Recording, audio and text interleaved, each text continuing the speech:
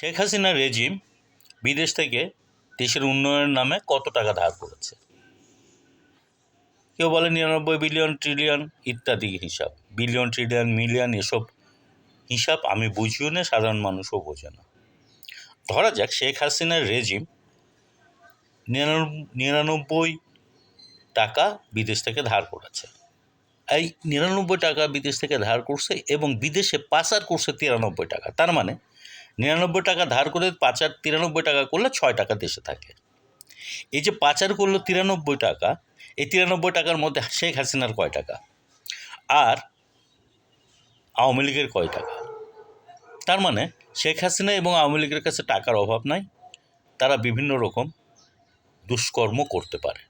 এই যে বিপ্লব বলছে অনেকে, এই যে গণ অভ্যুত্থান হলো, এতে কোনো সন্দেহ নাই। বিপ্লব কিনা সেটা নিয়ে বহু কথা হইতে পারে, কিন্তু এই যে গণ অভ্যুত্থান হলো তাতে কোনো সন্দেহ নাই। এই গণ অভ্যুত্থান কারা করলো, কিভাবে করলো আমরা সবাই জানি।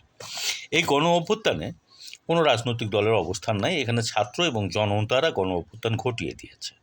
কারণ ছাত্র জনতার মধ্যে একটা ক্ষোভ দীর্ঘদিন যাবত তৈরি হয়েছিল, সেটার প্রতিফলন গণ অভ্যুত্থান এবং 5 তারিখে হাসিনা দেশ থেকে পালাতে বাধ্য হয়েছে।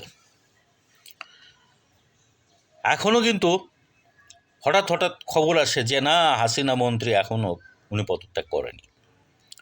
এই যে সচিবালয়ের যে ঘটনাটা ঘটলো, এই ঘটনার আগেও এমন আওয়াজ পাওয়া গিয়েছিল যে হাসিনা প্রাইম মিনিস্টার, উনি যে কোনো সময় দেশে ফিরে আসবেন এবং ক্ষমতা নেবেন। ওকে, ফাইন। এই ঘটনাগুলি কথাটা যখন বাজারে আসছে, ঠিক তখন সচিবালয়ে আনসাররা সমবেত হচ্ছে। আনসাররা সমবেত হয়ে সচিবালয় ঘেরাও করছে। আনসারদের সঙ্গে কথা বলতে গেলে আনসাররা সাধারণ শিক্ষার্থীদের উপর চড়া হয় এবং 2-1 নাম সমন্বয়ককেও তারা আহত করে। আবদুল্লাহ নামের সমন্বয়কটির জ্ঞান আজকে সকালে ফিরেছে, গতকাল পর্যন্ত সে অজ্ঞান ছিল। তবে আজকে জ্ঞান ফিরলেও আবদুল্লাহ কথা বলতে পারছে না। আমাদের রাজনৈতিক দলগুলি তারা কিন্তু কেউ ব্যানার নিয়ে বা স্বনামে বেনামে কোথাও কিন্তু ওখানে হাজির হচ্ছে না। হাজির হচ্ছে কারা? ছাত্ররা। এই ছাত্ররা পরে যেয়ে তাদেরকে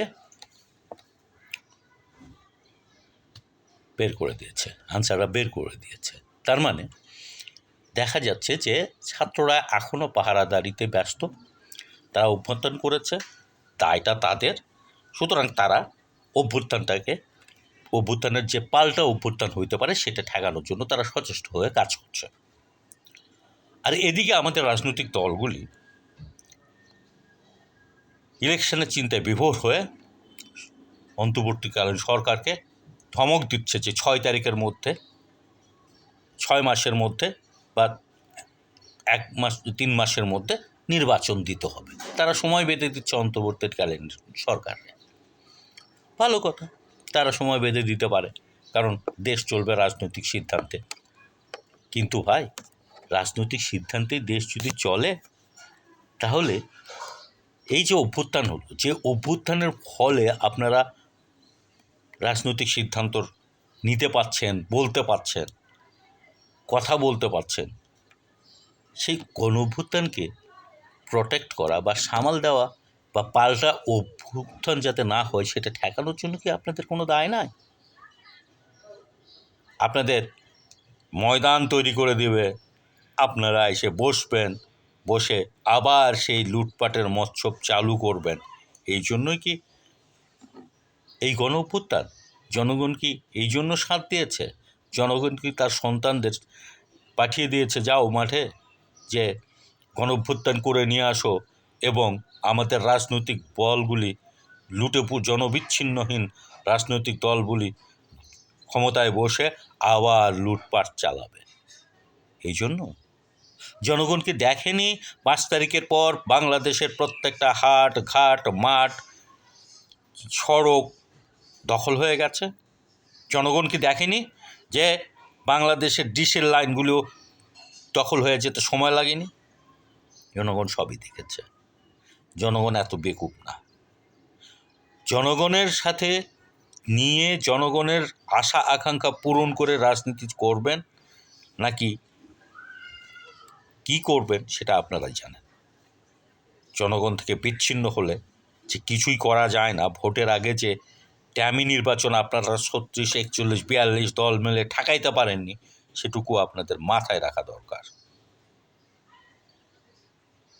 মাথায় রেখে চিন্তা করেন যে রাজনীতিটাতে যে পরিবর্তন এসেছে, রাজনীতিতে যে পরিবর্তন আনা দরকার, সেখানে আপনাদের ভূমিকা কী এবং আপনারা কী করছেন।